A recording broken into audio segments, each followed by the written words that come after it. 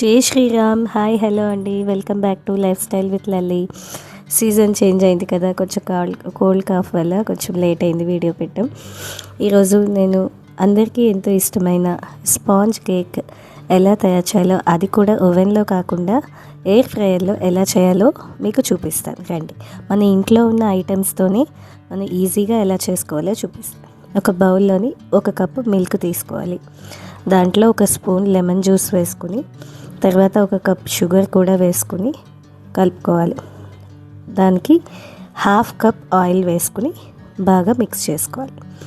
ఆ తర్వాత నేను 1.5 కప్ హోల్ వీట్ ఫ్లోర్, అదే గోధుమ పిండి తీసుకుని దాంట్లోనే 1 spoon baking powder, 1 spoon baking soda వేసుకుని జల్లించుకోవాలి. చూస్తున్నారు కదా ఎలా జల్లించే. ఆ తర్వాత మనం అన్నిటినీ కలిపి ఒకసారి చాలా సాఫ్ట్గా మిక్స్ చేసుకోవాలి. గట్టిగా దాన్ని కలుపుకోవడం. ఆ తర్వాత మీకు ఫ్లేవర్ కావాలి అంటే వెనీలా ఎసెన్స్ వేసుకోవచ్చు. నా దగ్గర అది లేదు ఇప్పుడు, అందుకని నేను ఇలాచీని వేసుకున్నాను ఫ్లేవర్ కోసం. వేసుకుని కొంచెం మళ్ళీ కలుపుకోవాలి. ఆ తర్వాత కట్ అండ్ ఫోల్డ్ మెథడ్లో బాగా కలుపుకొని పక్కన పెట్టుకోవాలి.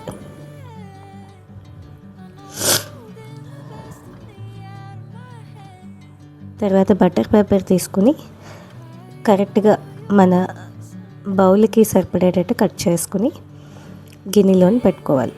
నేను స్టీల్ బౌల్లోనే తీసుకుంటున్నాను. ఎయిర్ ఫ్రైలోని స్టీల్ బౌల్ కూడా యూస్ చేసుకోవచ్చు. తర్వాత ఆ బటర్ పేపర్ మీద నెయ్యి రాసుకోవాలి, గ్రీస్ చేసుకుని.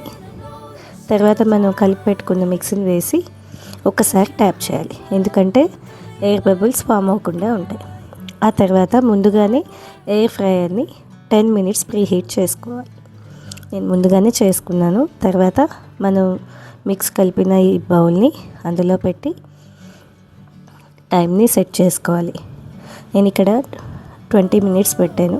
ఆ తర్వాత మనం ఒకసారి చూసుకొని, ఒకవేళ ఇంకా అది కేక్ అవ్వలేదు అంటే ఇంకొంచెం టైంని ఇంక్రీజ్ చేసుకోవచ్చు. తర్వాత బేక్ అయిన తర్వాత మనం 1 స్పూన్ కానీ టూత్పిక్ కానీ పెట్టుకొని చూస్తే క్లీన్గా వచ్చిందంటే మన కేక్ రెడీ అయినట్టే. దాన్ని చల్లారిన తర్వాత మనం ఒక ప్లేట్లోని తీసుకోవాలి.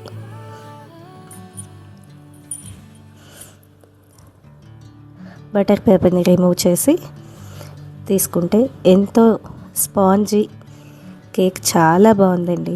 మీరు కూడా ట్రై చేయండి. మీ పిల్లలకి బర్త్డే అప్పుడు కానీ, ఏదైనా ఒకేషన్ అప్పుడు కానీ, వాళ్ళకి మీ టీ టైం స్నాక్గా కూడా తినచ్చు. చూసారు కదా ఎంత స్పాంజీగా ఉందో. మీరు దాని మీద చాక్లెట్స్తోని డెకరేట్ చేసుకోవచ్చు. నేనైతే అలానే డెకరేట్ చేశాను. చూసారా పీస్ ఎంత బాగుందో, ముక్క కూడా చూస్తుంటేనే తినాలనిపిస్తుంది కదా. మరి ఇంకెందుకు లేటు, మీరు కూడా ట్రై చేయండి. లైక్ చేసి కామెంట్ చేయండి, మీకు తెలిసిన టిప్స్ చెప్పండి. Thank you so much.